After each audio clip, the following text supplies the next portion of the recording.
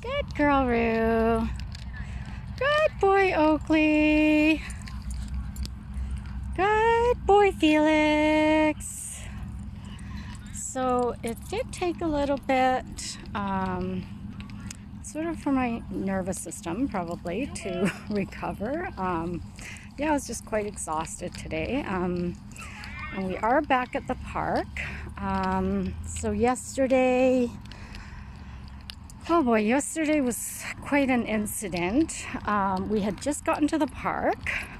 And I had unleashed all my dogs. Were inside this double gated park, and I'm walking towards one of the picnic tables to put my stuff down.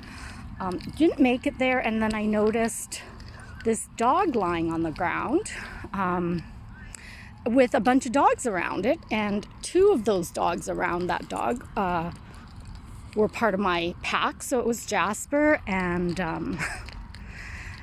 Max, and I called them. They wouldn't respond, so I came up to them to grab them, and then I noticed the dog lying down was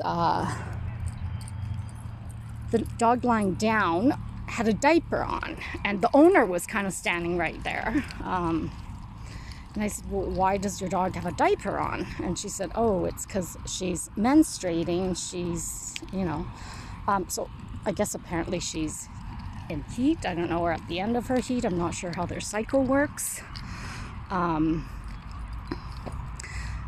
so I was having a bit of trouble with pulling Max and Jasper away, because of course, I don't know if you guys have ever encountered a dog in heat with their pheromones. It's crazy. If you ever want to see Mother Nature work at her best, like there's absolutely nothing that can stop a male dog from, sorry, I just have to pick this up.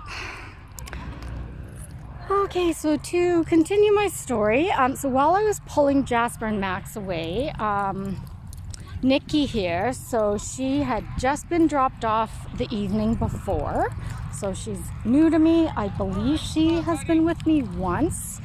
I'm not sure if it was a long or short period of time, to be honest. It was her and another dog, but now she has a new sibling that lives with her. They're not blood related, obviously. But she basically, so they haven't bonded to me. They don't know sort of my routine and all that. But we were all, what I thought was safely inside this park. I'm trying to get the two dogs away from the dog that's in heat. And then Nikki went towards the gate, and I guess that one gate, she was able to get in through the first gate, but not the second one.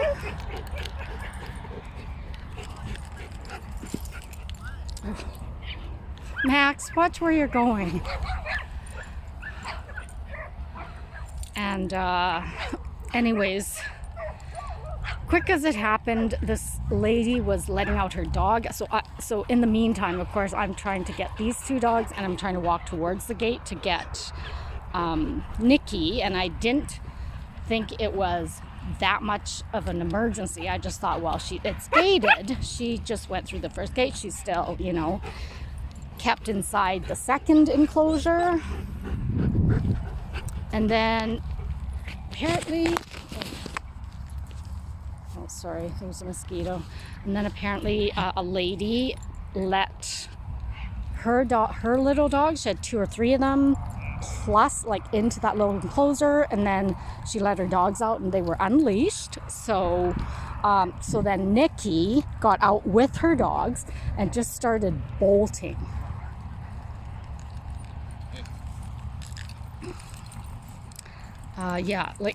So it was insane. And so then I just dropped the dogs and I ran, and by the time I got to the gate, she was already pretty much at the end of the parking lot, and she bolted up the road, and there was a vehicle that was trying to help out, stopped her at one point, and so she turned around and she ran towards me. And so, you know, that vehicle thought, oh, okay, you know, she's going back to her owner.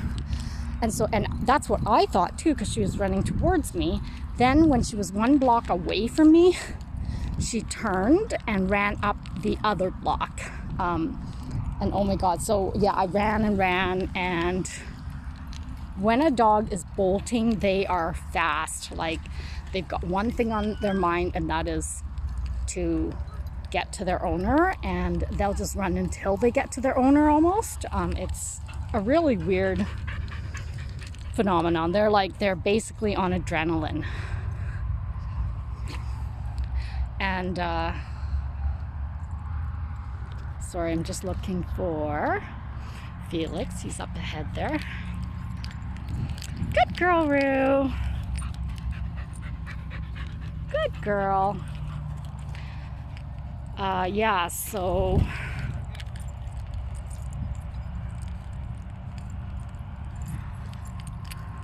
good boy, Oakley. Good boy, buddy. Yeah, I do have Nikki attached to me, so there's Max with his ball. Oh my. But yeah, there were a few vehicles, and then this really kind lady stopped.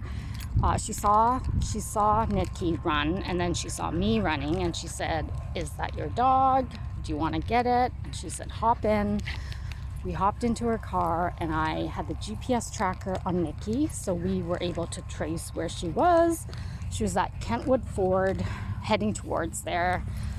And we wanted to get to her before she crosses 97. We got there. I basically just freaked out, jumped out of the vehicle, dropped everything, my backpack, my phone. I wasn't even aware that I had dropped my phone. And then I kind of went to cord her off from 97, and then thinking that, you know, she'll come to me, and she didn't. She just kept running. And luckily there was a break in 97. It was crazy, but yeah, like, somebody honestly up there was looking out for this dog, because it's just amazing the distance she went, and just that she didn't get hit. But yeah, so I'm a little frustrated in that there was a couple of sort of unmindful or ignorant people that didn't know, you know, you have a dog in heat, you don't bring it to the park. And, you know, being double gated, the whole point of the double gate is not to let somebody else's dog accidentally out. And that lady just was not paying attention at all. And I mean, there's just serious consequences, right? But how the story ended was, yeah, I lost her because she just was running way too fast for my feet. And finally, I had to take a cab back. Came back to the park to get the other dogs, and the lady that had driven me a certain distance came back here because she knew I'd talked to her, and I told her what had happened, and she knew that, you know, there were dogs here and that I would be returning to my van. She was nice enough to pay for my cab because everything was with my cell phone. So I thought my cell phone was in her vehicle, but at that point it wasn't. Yeah, but it's really insane. It took a lot out of me, and yeah, so I rested a lot today just to calm my nervous system. But we are back here and the dogs are having a great time, like nothing had happened.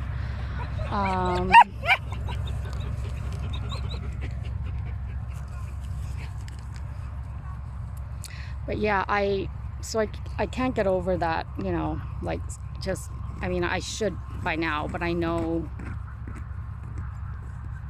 I guess I know when, you know, when somebody's watching over somebody, like, things won't happen to them. And then I also know that, well, it was just really amazing and phenomenal to meet that lady that picked me up out of nowhere. It's like I was a stranger to her. Picked me up, acted like you know, we were friends. We were all just, we had the same purpose, just the safety of the dog. But with my cell phone, finally, she did discover that it was in her car. What happened was I dropped it on the floor, and I guess when she drove, it slid under her car seat, and it was on vibrate, so she couldn't hear it with, you know, all the radio on and the phone and the car running and stuff when she called it. But finally, she must have called it like when the car was off, and so I have everything back. I have my phone back, which is my life, my driver's license, my credit cards, everything is on it. And most of all, my work schedule is on it. Like all my dog's goings and comings is all on there.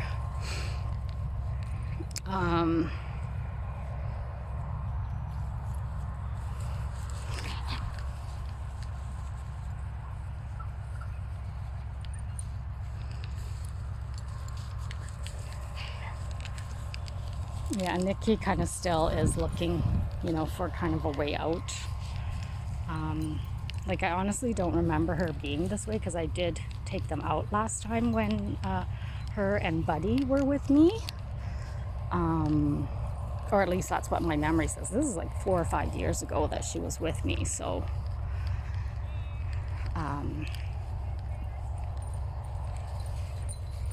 but yeah, it just it makes me realize how important it is for dogs to really get to know their sitters. And what I forgot to do this time,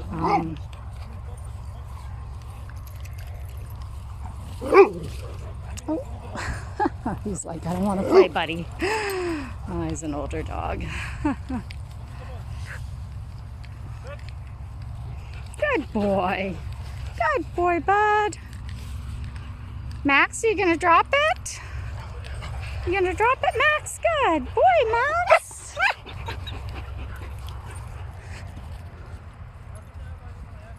Oh, we missed it.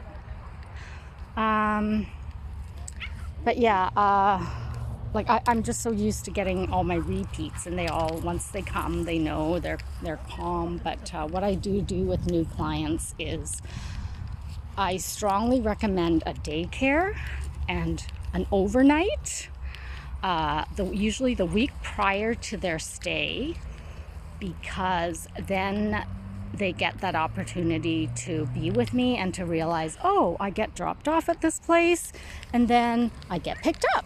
You know, that happens twice, so that the third time when they come, then they have that in their mind that, oh, this is a place where I get dropped off by my folks. I have a good old time here because Gabby feeds us amazing food and good treats and takes us out. She spends the day with us, and then, you know, when my stay is over, my people come and they pick me up. So all my returning client dogs, they love coming to me, and they love it getting picked up from their human. You know, yeah, so that's what it makes me realize, is just how important it is for your pup to get to know a sitter. It doesn't matter. It doesn't have to be like a professional dog sitter. It could be a family member, it could be a friend, but someone that they are used to, who takes care of them, so that they feel secure in their presence and they know the person. This video is getting on way too long, so I'm going to turn it off and do my 1 minute video for the park to upload. Good boy, Oakley. Oakley's pretty good. Hey, Oakley. Yeah.